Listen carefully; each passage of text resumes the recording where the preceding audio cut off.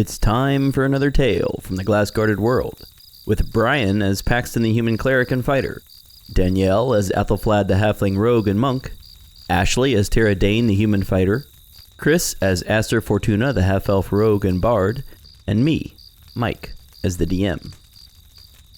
After exploring the immediate area around their world encased in glass, the party entered a tunnel and emerged in another building.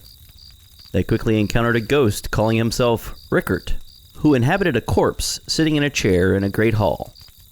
Our heroes must now prepare to defend themselves.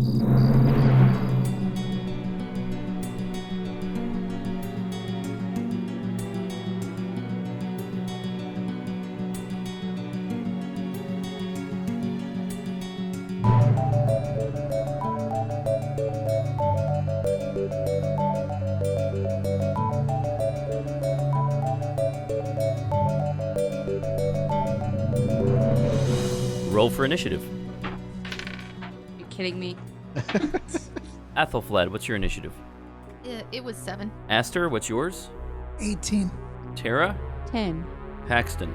5. Okay. So Aster, you're going to go first. So let's assume you all have walked all the way up to it then. So you're, within 5 feet of it if you want to be. Yeah. All right. Aster, what do you want to do? I'm going to try something new, and I'm going to use Hold Person on it. All right. It makes a saving throw. What is the difficulty? Wisdom 16. What is the effect of Hold Person? It says, choose a humanoid that you can see within range. The target must succeed on a Wisdom saving throw or be paralyzed for the duration. At the end of each of its turns, the target can make another Wisdom saving throw. On a success, the spell ends on the target. All right. The target is immune to paralysis. It is? Yes. Oh, no. Wow. So it has no effect. Oh, no. Darn you, undead. All right. Okay, that's my turn. That's Aster's turn. Wait, can do I you want to move? move? Yeah, it's going to get an opportunity. Yeah, I will. I'll move back a little bit. Just 5 more feet. Okay. How were you? I guess you were right next to it to start with. Mm-hmm. Okay, so you're willing to risk an opportunity attack? Actually, no. I'll stay Okay. there. All right, you'll stay Can I there. pull out my 2 weapons, or does that Sure. work? Yeah, you can pull out your weapon. Okay. In fact, I'm gonna kind of assume you guys have weapons at the ready. Mm-hmm. When you're exploring this place. What do you have in terms of lighting? Didn't Tara pull out a torch? Or did anyone have a torch? There are some torches in At this some room. point I did. I know, because we needed light. Okay. There are some magical torches lighting the walls of this room. Epilema attacks with her battle axe. This is gonna be fun.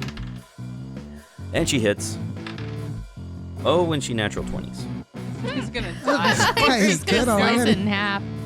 Epilema's damage from the first attack. Right, that much damage. And from her natural 20. Oof, that much damage. That means it is Rickert's turn. So Rickert, let's see, here's what he's going to do. So you're all sort of gathered around in front of him. He will do the following. He will cast a cantrip as his first action, and he will cast Thunderclap. All of you need to make a Constitution saving throw. 17. All right, Athelflad saves. 16. Paxton saves. 6. Aster fails. 16. Aster, you're going to take full damage. Everyone else will take half. But it's just 5 points of damage for Aster and 2 for everyone else. But that's his normal action. But because he has war magic, he also makes an attack as a bonus action. So this creature, this undead, swings at Paxton with a long sword. But it bounces off of your shield. Oh, that was a close one. It was pretty close, but not extremely close. Tara, it's your turn. Okay, I'm gonna try something the same and attack 16. That bounces off of the skeleton's armor. I don't like it. No, you get 2 attacks per round, right? Yes, I do. All right. Just letting you know. All right, you don't like it. All right. Tara announces that she does not like it. 23. That hits. Yes, you're able to find a weak spot in the armor and slash into the creature. What are you attacking with? The war pick or the Darvin's defending any blade. the any blade? All right. Yeah, as longsword. And it does 6 damage. 6 damage to Rickert. All right. And that takes us to Athelflaed. Athelflaed, what do you want to do? Well, we're 5 feet. Am I able to move backwards a bit to use the crossbow? Yes. Now, because you're a rogue, you can, as a bonus action, withdraw. You can move back without triggering an attack of opportunity. Okay. Right? So, yes, you can do that. All right. I'll go ahead and do that. So, Athelflaed steps back without triggering an attack of opportunity and shoots with her crossbow. 20. A natural 20? Yep. All right. Now, you're using a normal crossbow with normal bolts. Am I right? Yep. It's Okay. a light crossbow. Okay, great. So you roll the damage twice, but you only add your bonuses once. 7. 7 damage total. All right, 7 damage. Now you notice that your bolt, although it was an excellent hit, the bolt doesn't really seem to have done a lot. That is, it doesn't seem to have done as much damage as you were expecting, given the solid hit you've just dealt to this thing. Athelflaed lets loose a bolt from her crossbow. It lodges in the side of this thing's head, and the creature doesn't seem terribly bothered by it. That means it is now Paxton's turn. So, if I want to talk to it, that's a free action that I can do before I move or attack. Sure, right? you can do that anytime within reason. If you decide you're going to give a soliloquy, then I'm going to say you're out of time. I basically just want to tell it, hey man, I'm not saying I'm not Kwiyeh, but I don't remember who I am, which I think you kind of hinted at earlier, so why are you attacking us? Can't we talk about this? All right. And then what are you doing? I'm trying to see if that did anything to him, if he stops attacking or if he looks Nope. at me and starts to say anything. You think you see the side of the corpse's mouth lift up a little bit in a little bit of a sneer. But that's all. That's the only reaction you see. Well, then I'm going to use my action from my ring to cast Mage Armor on Aster. Okay. All right. So you cast Mage Armor on Aster. What is the effect of that? Oh, I knew you'd ask me that. It is kind of important. I can look it up. Where is it? Mage Armor. Mage Armor, his AC becomes 13 plus Dexterity modifier. So, Aster, your armor class was 14. I don't know what that was coming from, but now it's 13 plus whatever your dex is. What's your dex? Your dex modifier. Yeah, you have a plus 4 modifier from your dex. So now your armor class becomes 17. Okay. We'll have to remember that. How long does that last? I think Duration 8 hours. Holy it's cow. pretty long. All right. Wow. Okay. Well, 17 is your armor class for quite a while. You were generous. All right. That takes us back to Aster. Aster, what do you want to do? Suddenly, this glowing armor appears around you thanks to Paxton. No more fear. And so, and so I'm going to run to the skeleton. I'm going to slash at it. With the whistling rapier? Yep. All right. So it's going to be that. I'm going to use sneak. Is there people surrounding it? Yes, it's definitely got people within 5 feet. So I'm going to use sneak attack, and I'm also going to use one bardic inspiration to do a defensive flourish. All right. Here I go. Ta-da-da. 17 to hit. He blocks your attack. Whoa. He deflects your attack with his sword. Okay. And then I have my offhanded scimitar. Scimitar, yes? Scimitar, thank you. Uh-huh. And I'm going to swing at it with it as well. Nope, it's a miss. All right. I'm afraid once again he has deflected your attack pretty capably. This fellow seems like he's casting spells and fighting competently. Epilema attacks again. And we have a miss and a hit. She's swinging wild, but she barely nicks him this time. Not very impressive. All right, Rickert is going to, this time, He noticed that his thunderclap didn't do very much to you, to most of you. So this time he's going to try something a little bit bigger. He's going to cast Burning Hands. Now I need you all to make another save. This time Dexterity.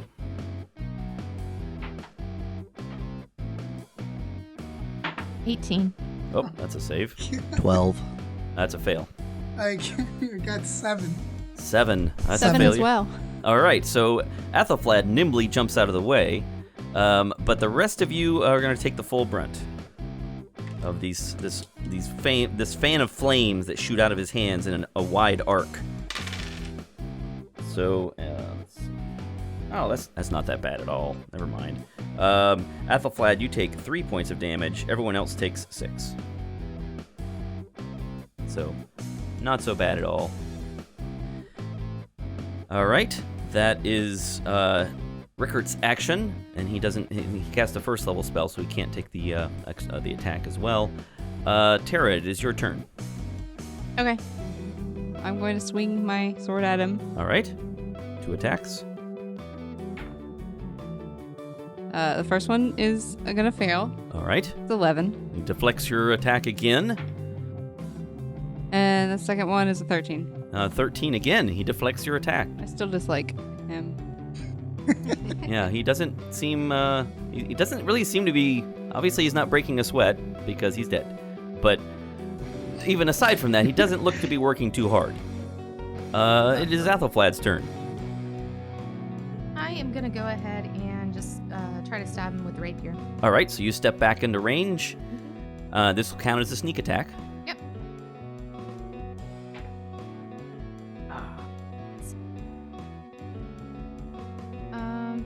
Yeah, I rolled a 6, so I didn't. 6 plus what are your bonuses with the rapier? 7. Okay. So 13. 13. Yeah, I'm afraid that misses. He deflects your attack as well. He's pretty easily swinging his sword around or blocking with his shield. He's really not working too hard. Actually, no, I'm sorry. He doesn't have a shield. He just has a sword, and in his other hand, he's got free for casting spells. How tall is this guy? Over 6 feet tall. Okay. He's pretty big. He's medium-sized in terms of classification, but he's a large person. And that takes us to Paxton. Paxton, what are you doing? I feel like trying to talk to him didn't do anything, so maybe fighting is the only way through. But I don't want to do that because I feel like this thing would have information that we need. So I look to Aster and I say, "Do you know any songs that might calm him down?" Yes, I do. And who amongst us is looking the most hurt? Let's take a hit point total real quick, because I suspect my numbers are out of date at this point. Aster, how many hit points do you currently have? After the damage? Right. 38. 38. And Tara? 40. And Paxton? 30. And Athelflaed? I had 21. Okay. Yeah, so in terms of lowest hit points, Athelflaed has the fewest. Paxton, you are down the most. No, I'm sorry. Tara is down the most from her maximum. Nobody's in terrible shape. Yeah, I'm still trying to play defensively, so I think I'm going to cast Shield of Faith on Athelflaed. All right. So let me. You get a +2 bonus to AC for 10 minutes. So that makes Athelflaed's AC 17. So both Aster and Athelflaed now have AC 17. Great. Now everyone's hard to hit. Actually, and in addition, I think let's see. Sorry, I'm trying to get used to using the app because it's got more up-to-date information than my spell sheet. And that was casting Shield of Faith was a bonus action. Okay. So for my action, I'm going to cast the guidance cantrip. So I'm going to run over to Tara and kind of pat her on the back. All right, Now you're she right can- next to her. So Yeah. you pat her on the back and give her guidance, which is 1d4. Yeah, add 1d4 to an ability check of your choice. Yeah. Okay. Is that like Non-attacks. once? Okay. And once. I think Bless is the one where everybody gets it for a duration. Right. I think this is just a d4 in the pocket. Yep. D4 for an ability check, but non-attacks or saving throws. Okay, that's Paxton's turn. Aster, it's your turn again. So I've used all the charges for my Guitar of the Bazaar already, so I can't calm emotions. So I will try to attack this thing. All right. Sneak attack again? Of course, you may if you want. Alrighty. 21. That is a hit. Yes. Right. You knock the sword aside and stab through the creature's armor. That will be a 13. All right, 13 points of damage. And Wow, then that's significant. Then I'm going. I don't know if I should attack it again.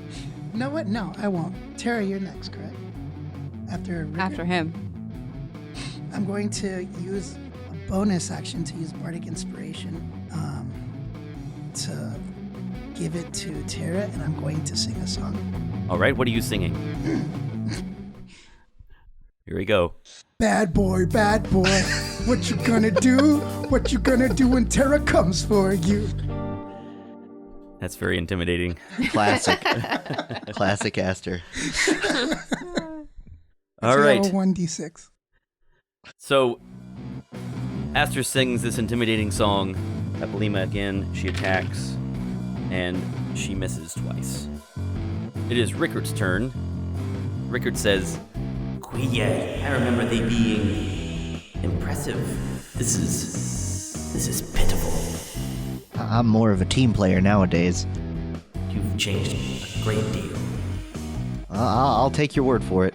So it's his turn, and he's going to... This turn, he will just attack. Yeah, he'll just attack. He figures that Aster is the one who's done the most damage, so he's going to take 2 swings at Aster. Can I use my Defending any blade? my protection to Yes, impose disadvantage. Yeah. Yes, if Aster's the person you want to protect. Yes. All right. In that case, let me re-roll these. Okay, so he hits Aster 1 time, Okay. even with his higher AC. But the other one, he was about to hit you again, but Tara just sticks her shield right in there and blocks the attack.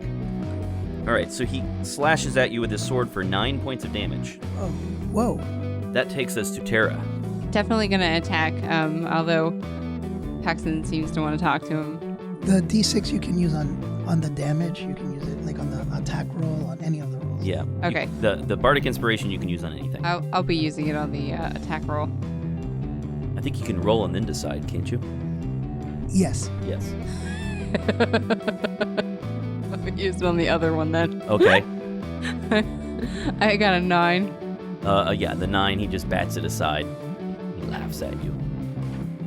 21. 21 is a hit. All He right. stops laughing. And only 5 damage. There are bits of this corpse that are sort of falling off now. You're doing some serious damage. It is now Ethelflad's turn. Ethelflad, what do you want to do?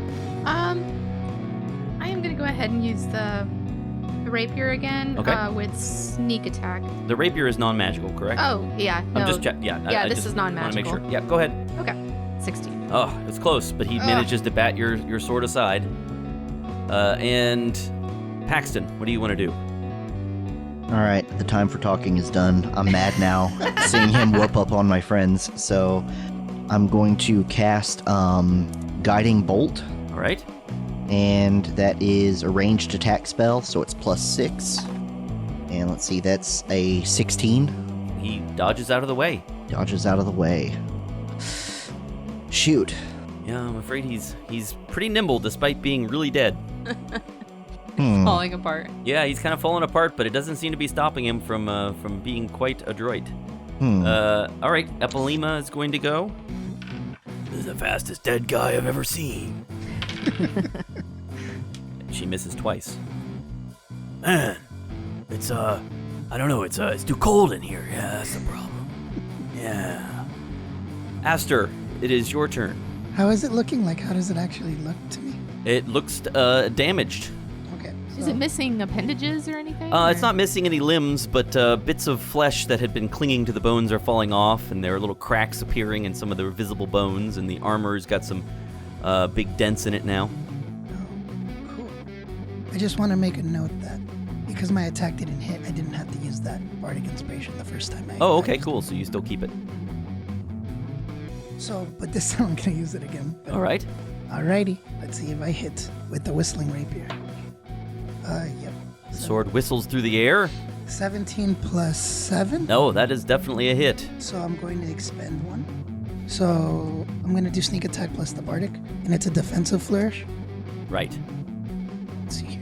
So that's 1d6 extra damage from the sneak attack. What does the defensive flourish do? It adds damage Right. from the Bardic Inspiration, and it adds that rolled number to my AC. Cool. So, okay, so it's 11 plus 8. What is that? 19 damage. 19 damage, and then 6 to my AC, so it goes from 17 to 23 for... Wow.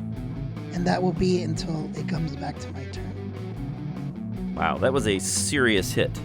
And then I'm going to use my offhanded scimitar. Okay. That's non-magical. And I'm going to hit it with a 20. That is a hit, yes. And I'm gonna roll for that. And I have, I can add my modifier to my second attack. So that is a 6. 6 damage? Mm-hmm. All right, Epilema's impressed. Not bad, weirdo. Thank you, I Epilema. didn't know you could swing a sword like that. Hey, that's not bad at all, yeah. I thank Papa. Okay, well, that was weird, but sure. And it is Rickard's turn.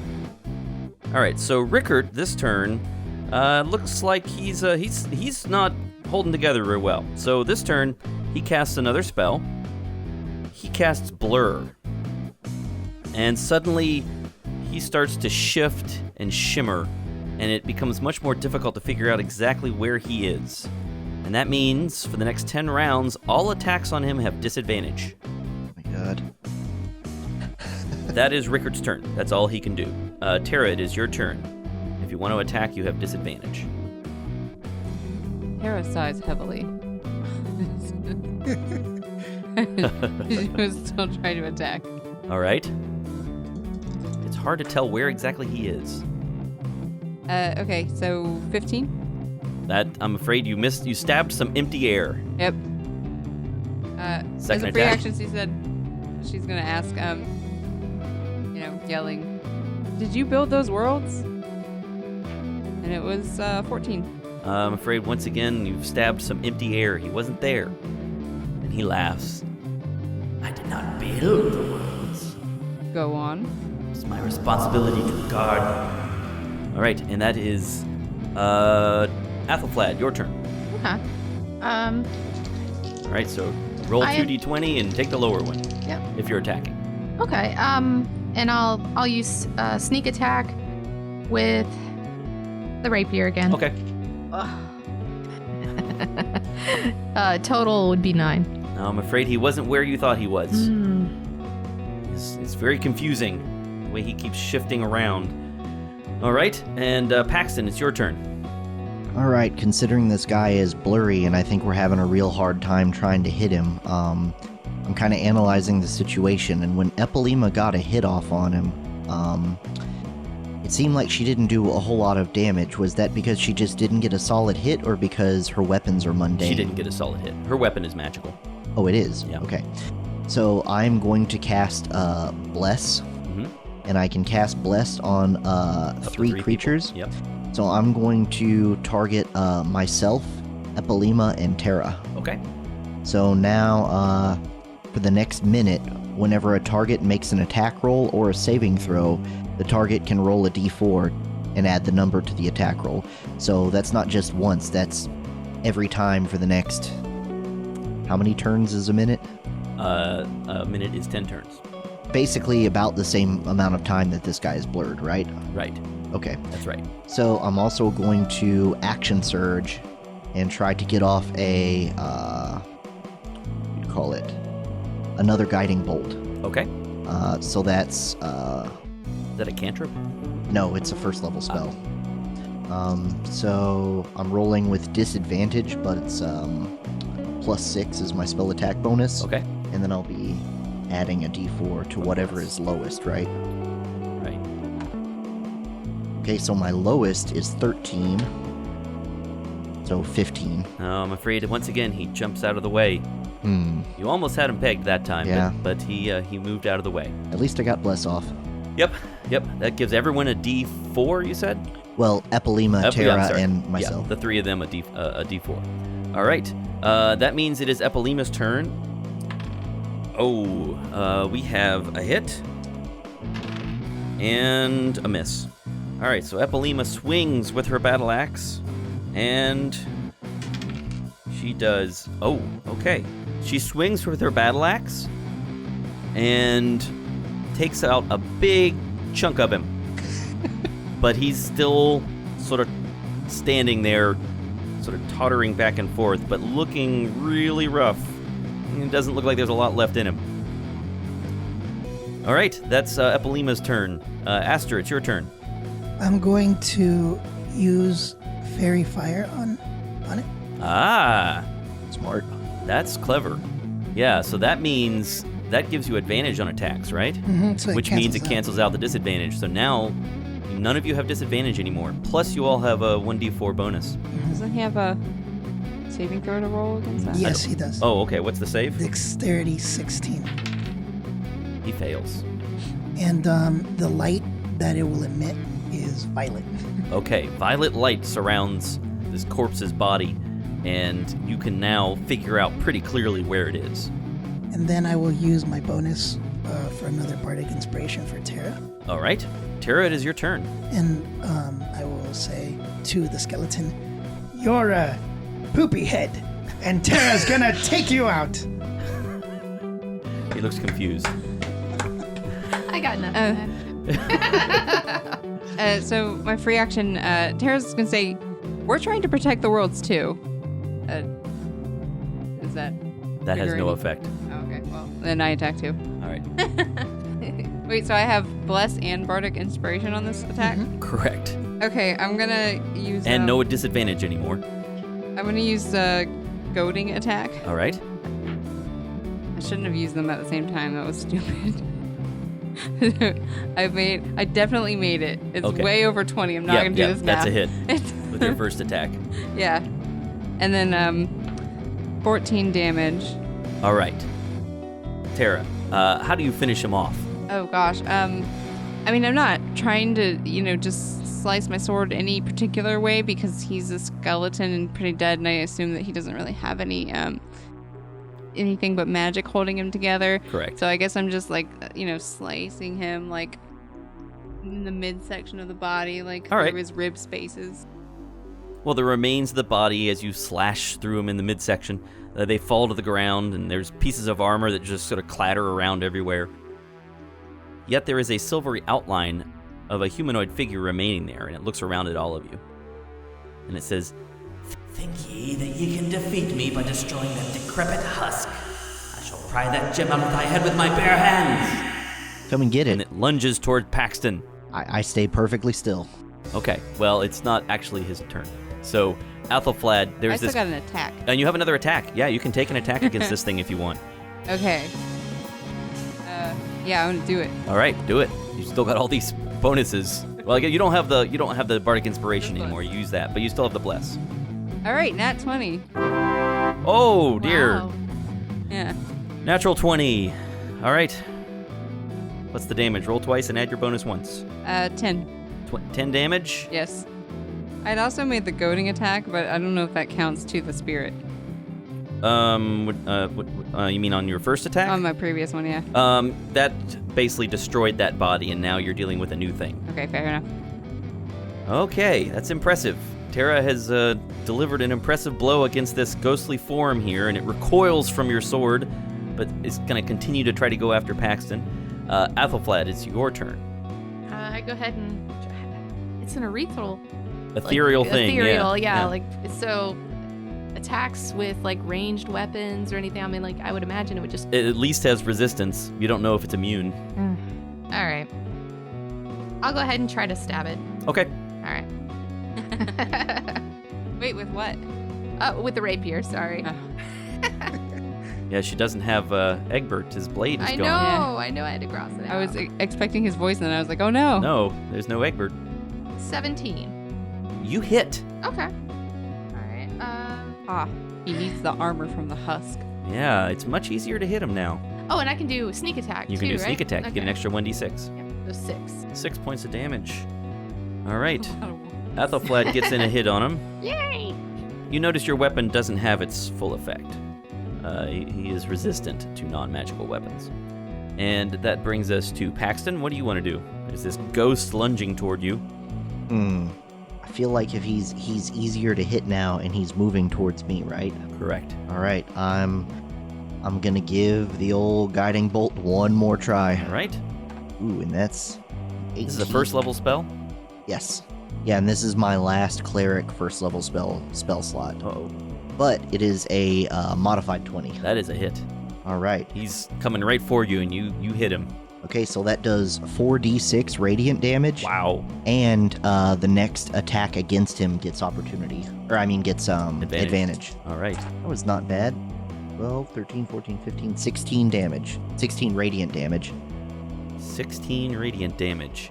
Because That if he's a ghost, he's Yes. made out of light, so Yep. maybe light will hurt him. Oh yeah, undead things are almost always vulnerable to radiant damage. So yes, this although not extra vulnerable, but yeah, susceptible. They can be hurt by it. So yes, you hit him dead center, and it does quite a bit of harm. You see a bunch of ghostly mist floating off of this creature. It is now Epilima's turn, and Epilima says, "Oh, I've never fought one like this before. This is gonna be so cool." Remember, she's got advantage on that first hit. And does fairy Does she? fire? Why does she have advantage? For Because the guiding bolt. Okay, yes. right. What okay. about fairy fire? The fairy fire? This is like a new target. Got it. So it doesn't affect it. It doesn't affect it anymore. Got it. All right, she attacks twice. Oh, actually, no. This is the advantage on the first one. We have a hit, and with the second one, we have another hit. So she clobbers him twice. She clobbers the ghost twice with her battle axe, doing wow. 11. So Epilima swings twice through this misty form here, and it just dissipates. It just basically starts fading away. The ghost becomes less coherent and begins fading away. And Paxton, you can hear a voice in your head saying, You'll never remember. You'll never remember. and suddenly the room feels warmer. And it's still really cold in here, but it doesn't. You realize that it felt kind of supernaturally cold, and now it feels just normal cold. Well, that sucked. Well, I don't think he was gonna help you remember anything. Nah. He seems kind of like a grumpy Gus. Yeah, he wasn't a willing participant. Is he going to be coming back, though? Hard to say. I'm starting to feel a little exhausted from this entire trip. Yeah, Epilima says, guys, this is really fun and all. I like fighting new stuff, but I'm gonna go back through that hatch and make sure everybody's okay. Because there's like 50 people who are, ordinary idiots. And this place is dangerous. And I like fighting stuff, but there's a bunch of helpless idiots over there, and I'm gonna go make sure they're all right and maybe take a nap. That's so heroic of you. Thanks. Tara looks genuinely surprised. But also, first Tara wants to look through the corpse remains. Okay. Because what, if anything, cool is there? All right, you look around the body. You've knocked it into a bunch of pieces, but this suit of armor, was once a nice suit of armor. It's got this interesting symbol on the chest piece that has a wand crossed with a sword. Uh-huh. Yeah, it was probably a really nice suit of armor. You could put it back together. Aside from that, the sword looks a little kind of old and rusty. There's really nothing else that looks valuable. Paxton pops It's I'm sorry. The armor is we'll call it half plate.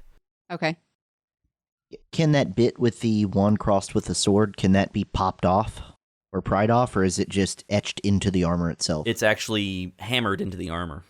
Well, Paxton pops the helmet off and inspects the head to see if there's a dent or a gem in the back of it. No.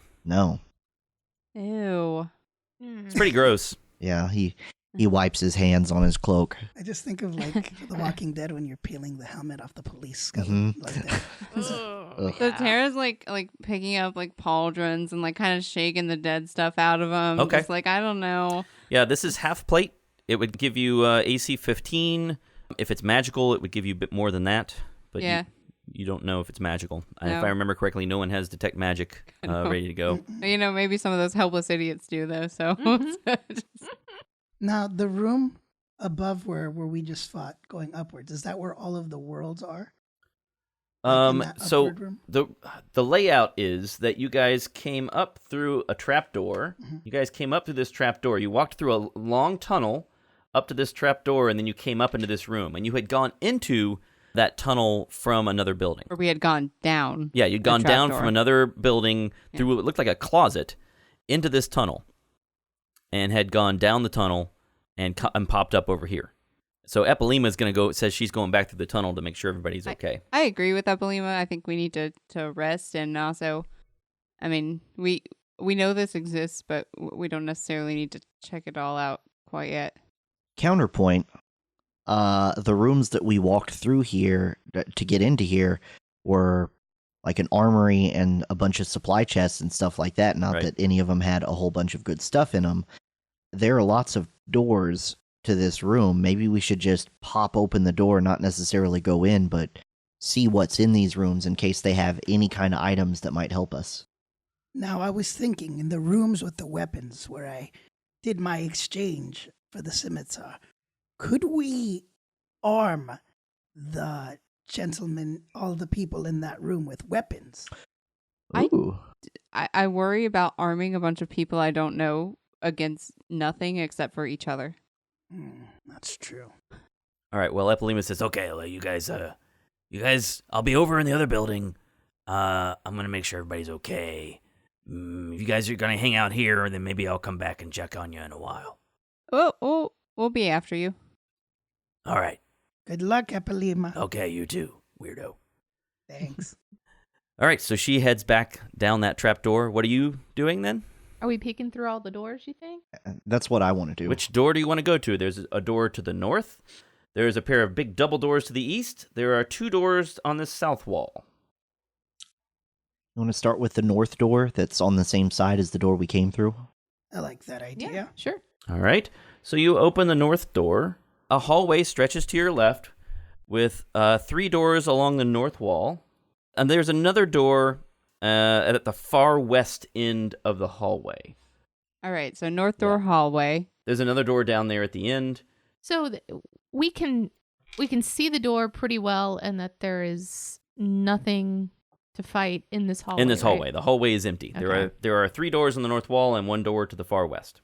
We could check out that door at the end if you I feel like if we start checking every door, we're going to check out this whole place. And we're going Yeah. to, And I will never be level 6. yeah, and we're going to probably face more adversity. I'd Yes. like to that's rest. true. Okay. You want to follow Epilema back then, or Whatever the group decides. Let's take a peek through those southern doors just to see what's on the other side, and then we can head back. I'm willing to peek. All right. So this southern door here. Yeah. So the easternmost southern door, right, on the opposite side from where you came in through the armory. All right, so you open the door to this room. This room is noticeably warmer than the others you've been in. In the northeast corner is a forge. It's still smoking. It's probably magically heated. There's a bellows on the floor next to it, several anvils of different sizes. There's a wooden tub of water in surprisingly good condition. There are 2 tables that are in poor condition with rusted tools on top of them, and there are 2 magical torches lighting the room.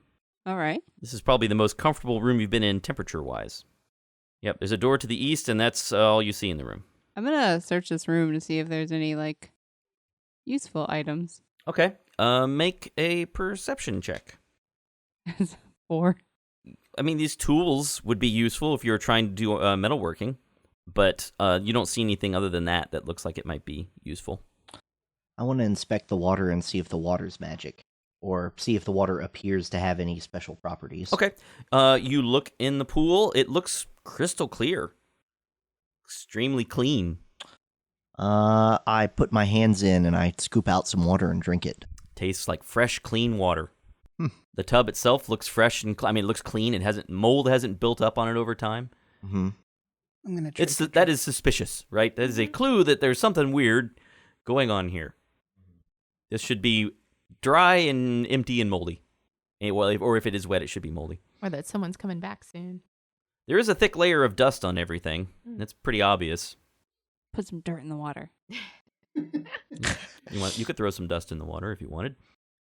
I And say if we I check take the that other door. Which door? Uh, The one to the east? Westmost. yes. You open the door to the east, the one that leads sort of to the east of the room with the smithy in it. This room has no source of light except for that which you provide. There's a little bit of light spilling in from the room you were just in. Tara, you getting out your torch again? I can use. I'm gonna snag one of the. Oh yeah, That dancing way lights we- would work. Yeah, that It's a way we don't cantrip. have to- So Aster casts dancing lights. I'm gonna form it into a humanoid. Okay, it looks like a glowing human sort of walking into the room. Creepy. His Yeah. name is Richard. All right. Richard, the dancing light humanoid, walks into the room. In the distant past, this must have been a comfortable room. There's a large bed that abuts the eastern wall, and there are 2 end tables on either side of it. There's a rotted but not totally unattractive green carpet sitting in the middle of the stone floor. There's a wooden dresser by the northern wall, and its drawers are scattered around the room. A wooden chest at the foot of the bed looks similarly ransacked, and there are deer antlers hung upon the southern wall. I'm testing the bed and the mattress and. They're a little old, but it would probably be more comfortable than sleeping on the floor. Yeah, this is where I'm taking my rest. I claimed it. Sorry, y'all. I've seen this puzzle before, and I rip the carpet off the floor. You find stone floor. Oh. All right. I'm looking at the end tables and the chest. It looks like someone has pretty thoroughly ransacked this place. You're welcome to make a perception check. I will. All right. Hopefully, it's better than my 4. And if you want to figure things out, of course, you can make an investigation Yeah, check. can I do All right, that? I got it. 18. Sure. 18? Yeah. You find that there is really nothing valuable in here aside from what you've already found. This place, again, has been ransacked. Someone has gone through this place quite thoroughly, and if there was anything of value, it is gone. Bummer. I did a 19 investigation. With an investigation check, here are a few things you figure out. Okay. First, no one has slept in this bed in a long time, right? It hasn't been used. Someone made it neatly, and then it hasn't been used. The everything in here is sort of human-sized. This is all stuff that a human or a half-elf could use. An orc or half-orc would be probably too big for this bed. Halflings or gnomes would find the bed too big for them. Yeah, it looks like, again, there's a layer of dust on here, but looking around, it looks like at some point someone walked through the room and left some footprints, probably smallish footprints. In fact, your investigation rolls high enough that you see that, yeah, there are some smallish footprints in the dust, more dust has fallen on top of them, but they lead back into the room you just came from. So, 2 things that I'm coming to piece together. 1, the little footprints are the same ones that we found in the room where they were looking into the world. Maybe they were the workers that were making sure that everything ran correctly. And maybe the person who slept in this room was at a higher level. Maybe someone with more authority and command. Maybe someone like Rickard. I'm guessing it's Rickard's room, Mm-hmm. Mm-hmm. but I don't see anything to necessarily confirm that. No. That makes Except as much for the sense as any bedside. guess I have. What do you want to do now? I want to lay down that carpet and take a nap. Yeah, I'll take the first watch if everyone else wants to go to sleep. I'll do the second watch. Eplima might be mad at us if we don't go see her first. You're the one who wanted to sleep in this bed, Tara. That's true. It's fine. We'll find her later. So you all lay down for a long rest. Is that the plan? Mm-hmm. All right, so you have an 8-hour rest. Now, you're not going to like this, but this is not a safe place. So you recover all your spells and abilities and everything. I'm going to roll to see if there are any random encounters. There are not. I wanted to do something during my watch. What's that? I just wanted to, because I've been thinking about this place and everything that's been going on up until this point. I don't know if I have the skills to discern how long the corpse might have been there. Like, You could make a medicine check. could I try? Sure. Medicine check is probably not very high. No, it's just a 10. 10. A really long time. It's so desiccated that even a not so great medicine check reveals this corpse has been there a long time. Okay. Years. I have some thoughts that I'll relay to the group unless we get attacked right now. He's been dead since the last time we leveled up. Oh my God. Ouch. All right. So what's the plan? You Well- wake up. You don't know if it's morning, but you take an 8-hour rest. We've gone through all of our watches, haven't noticed anything. No sounds, nothing. Okay. I have some thoughts that I'd like to share with the group, if that's okay. All right. Lay it on us, pal. So, as I was thinking about the workers and the person that's left where Tara's sleeping, I came to a thought. The corpse that's there, if the corpse was Rickard's and he died sitting there, it doesn't make any sense because the room we're in was ransacked. Mm-hmm. Meaning whoever was there, maybe if it was the person who stayed in that room, someone was trying to leave. Someone was trying to get out of there as fast as they could. Or it could have happened after the people that lived here left. Someone came in and ransacked this room. Mm-hmm. And now there's a body that died on the chair.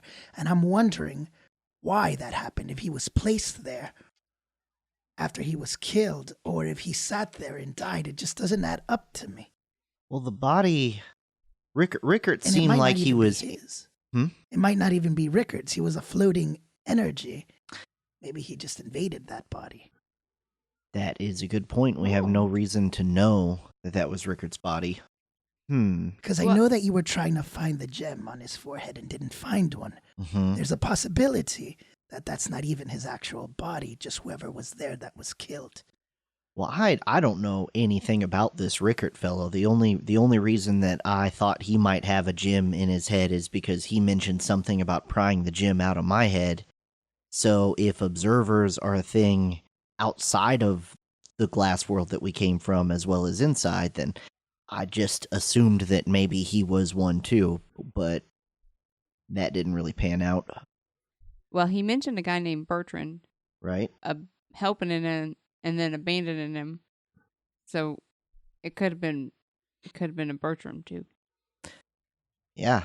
I know this might sound like just something that's obvious, but if someone came in and ransacked the place after the people that lived here left, that means, and this might be obvious, that outside of this room might be a world, maybe the real world. And the worlds that we're observing are just artificial, meaning we've been trapped in a place that's fake or artificial, created by these people. And what we're about to do is step out into a whole different world that we have no concept about. It could be vastly different from what we know. We're stepping into very dangerous territory. Tara pinches Aster. You what? She pinches him. She pinches him. Aster, Oh. you are pinched. Oh, God, why? You're real. I'm real. We're both real. We're not fake.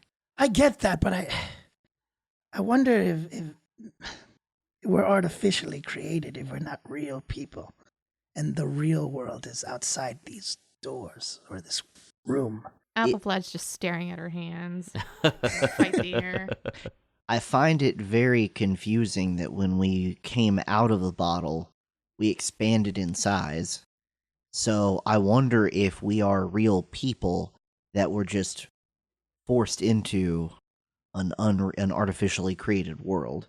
That would make sense. But I mean, really, I don't want to get too philosophical, but how do you define real? Like I'm more real than that corpse at this point. That's very true. Tara looks very uninterested in philosophy and stomps off. All right, where does Tara go? into the smithy room. All right. She looks Tara's- real mad. Oh, yeah. Oh, no. Yeah, her anger is genuine. She stomps into the smithy.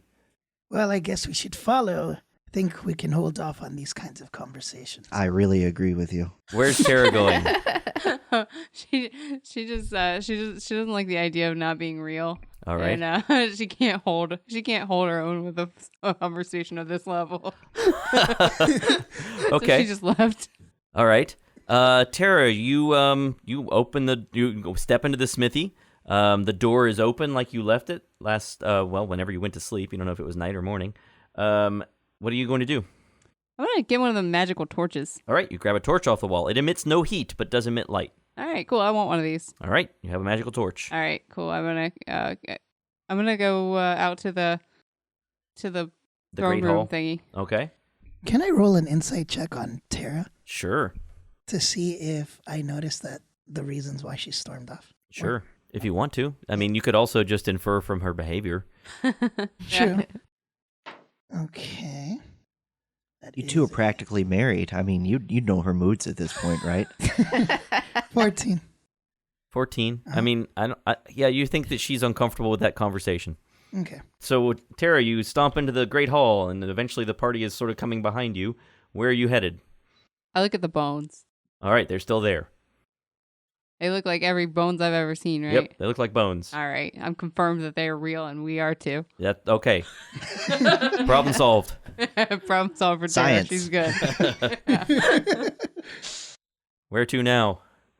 I mean, she's just gonna kind of hang around, All right. looking at this armor, kind of like not necessarily storming off and leaving everyone. Okay. Just- Aster, Paxton, Athelflaed, you come into the Great Hall, and Tara is sort of poking around at this dismembered corpse on the ground here. Gross. Yeah, it's really gross. And let's see here. Paxton, you notice that one of the south doors, the one that is not the smithy, the one to the west of that, it was closed when you went to sleep, whether it was night or morning, and it is now open. I want to grab one of those magical torches and then go peek inside. Okay. You look into this door, and there is a long hallway. And it has several doors. It has 3 doors along the south side of the hallway, and 1 door at the far end of the hallway. And they're all closed? And they are all closed, except that at the far end of the hallway, you see there's a halfling. And it's Epilema, and she's walking around going, Guys, is anyone here? She opens that door to the end of the hallway. Hello? Nope, not in here. Hey, Epilema, over here. Oh, and she jumps and says, oh my God. All right. Yeah. Glad you're here. I was worried about you. So, yeah. So, things have been going down in the other area over there. And, yeah, it's a little scary. What do you mean? So, yeah, I went back down the tunnel. And, so, all those little wimps over there. So some of them were poking around where that building where all those glass containers are, Yeah. And some of them got eaten by something. Oh. It's Oh, kind God. of a mess.